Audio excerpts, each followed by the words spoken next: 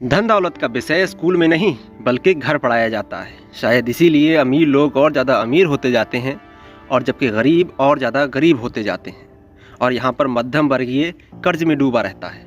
हम में से ज़्यादातर लोग पैसे के बारे में अपने माता पिता से सीखते हैं। कोई गरीब माता पिता अपने बच्चों को पैसे के बारे में क्या ही सिखा सकता है।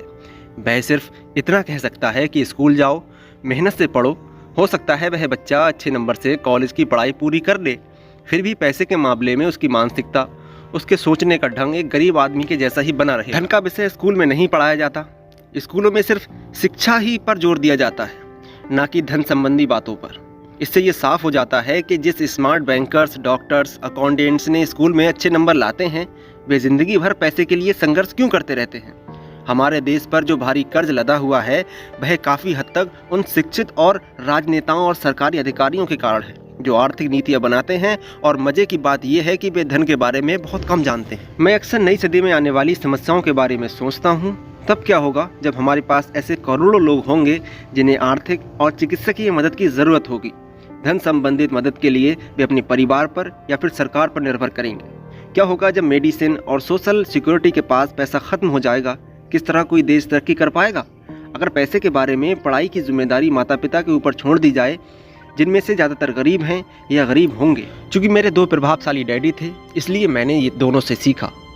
मुझे दोनों की सलाह पर सोचना पड़ता था। इस तरह सोचते सोचते मैंने ये भी जान लिया कि किसी व्यक्ति के विचार उसकी ज़िंदगी पर कितना ज़बरदस्त प्रभाव डालते हैं। उदाहरण के तौर पर एक डैडी को कहने की आदत थी कि मैं इसे नहीं खरीद सकता। दूसरे डैडी इन शब्दों के इस्तेमाल से चिढ़ते थे। वे जोर देकर कहा करते थे कि मुझे इसके बजाय ये कहना चाहिए कि मैं इसे कैसे खरीद सकता हूँ। पहला वाक्य नकारात्मक है और दूसरा वाक्य प्रश्नवाचक है। एक में बात खत्म हो जाती है और दूसरे में आप सोचने के लिए मजबूर हो जाते हैं। मेरे जल्द ही अमीर बनने वाले डैडी ने मुझे समझाया कि जब हम कहते हैं कि मैं इसे नहीं खरीद सकता तो हमारा दिमाग काम करना बंद कर देता है।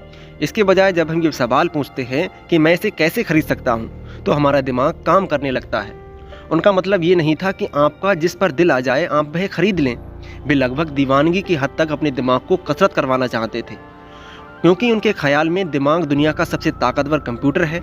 मेरा दिमाग हर रोज़ तेज होता जाता है क्योंकि मैं इसकी कसरत कराता हूँ। ये जितना तेज होता जाता है मैं इसकी मदद से उतनी ही ज़्यादा पैसे कमा सकता हूँ।